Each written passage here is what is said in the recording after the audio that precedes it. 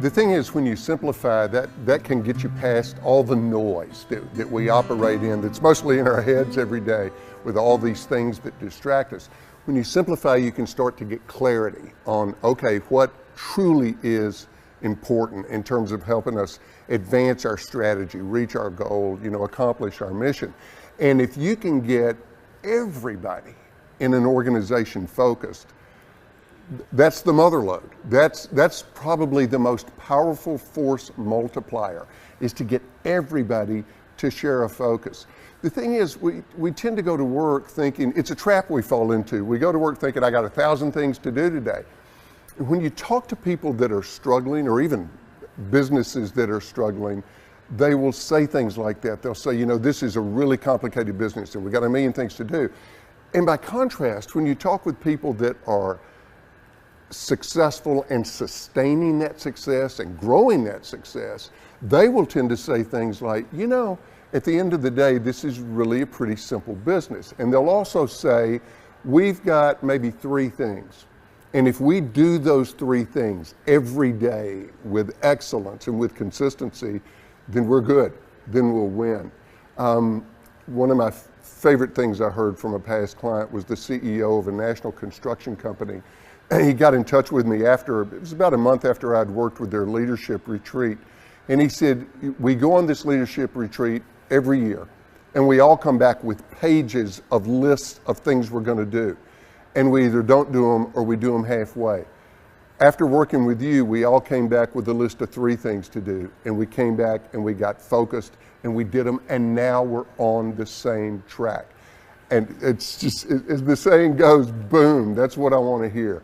Because that's what it's about, is getting everybody going in the same direction. And it's a powerful, powerful thing to do in terms of improving performance and certainly in terms of results. The way I work is collaborative in a number of ways. Certainly before the event, I'm collaborative with the client because we want to be in sync. I want my messaging to work with their messaging so that there's some synergy going on. And then at the event, I'm collaborative in that everything that I do has an aspect of interaction to it. It's conversational. I don't have any interest in going in and doing a 1-hour PowerPoint lecture where everybody sits in nice, neat rows and listens, and I'm doing all the talking. And I certainly don't want it to be about me. I want it to be about the ideas and about them. And most of all, what's gonna happen when they get back home. But when I'm working with the group in the session itself, I get them to engage with me. I get them to engage certainly with the ideas and even to engage with each other. So there's some energy in the room. The thing that happens at a lot of meetings is everybody goes home motivated, but they get home and in spite of that feeling of motivation, nothing really changes.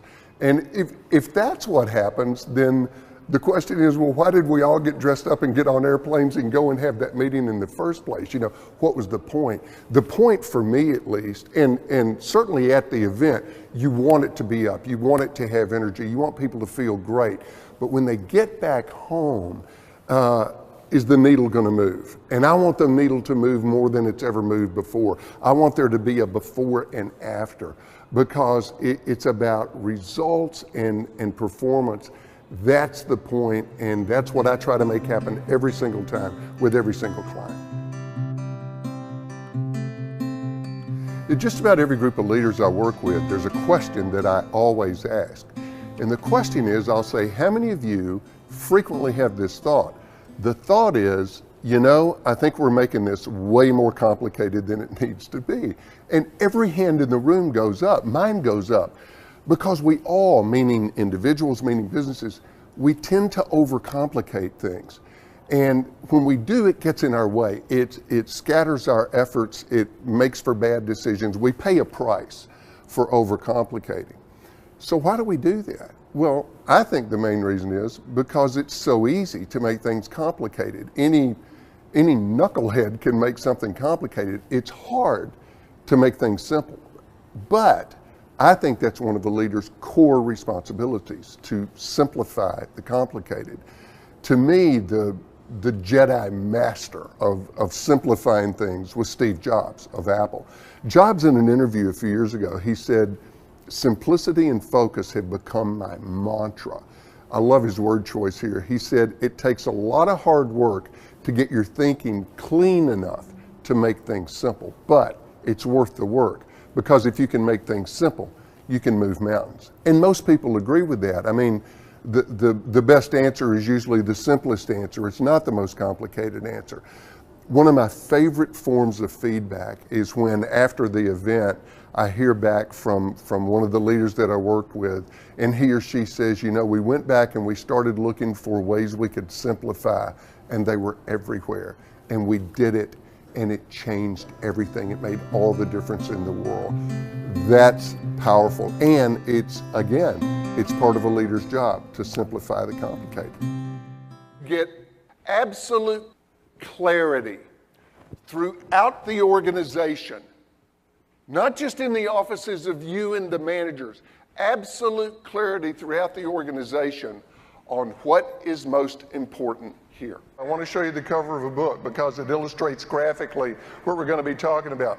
This is absolutely one of my favorite books by one of my favorite authors, which would be me. You see there's a row of red apples over here. You want that to be your competition. Can't tell the difference, just can't tell the difference. You want to be the green apple. What are the three things that if we excel, if we execute, if we do these three things right every time, all day long, we'll win? Now let me ask a much, much, much tougher question. We are nearly unanimous, if not unanimous, in our agreement that we have to get better every day. Everybody agrees. Well, we have to get better. It's an imperative. It's a requirement. Have to get better every day. What did you do yesterday that made you better? Well, we couldn't get better yesterday. We were slammed yesterday. You should have been there. The basic idea is, how do you separate yourself from the competition? How do you differentiate so clearly that the marketplace doesn't even see you as being in the same category? Those are as basic as it gets, but they're so good at the basics that they are cutting edge. Be the best at what matters most. How many of you said this to yourselves in the last year? How many of you have said this to yourselves in the last week? You know, I think we're making this whole thing way more complicated than it needs to be. Anybody?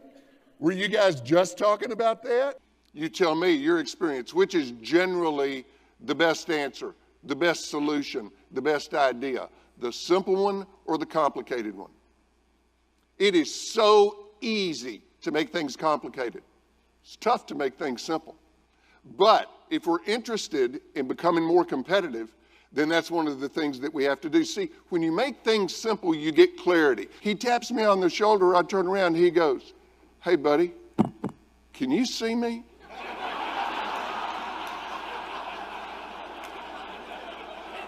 Because, I mean, I can see you.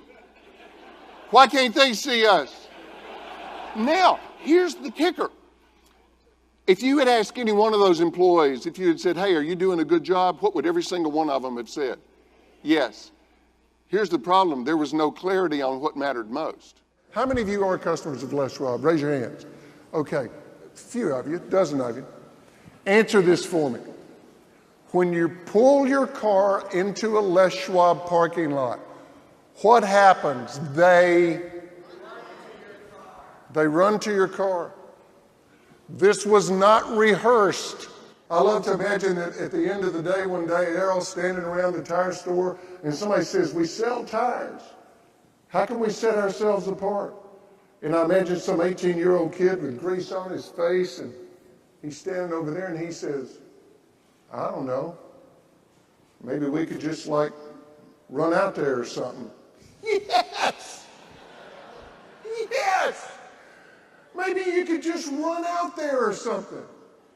Great companies have great ideas and they take action on them.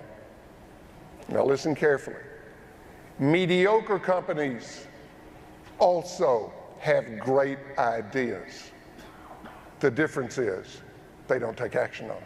How many of you have something that you know you should do in your business? You know you should do it. It's the right thing to do. It's the smart thing to do. You are capable of doing it. It would make things better.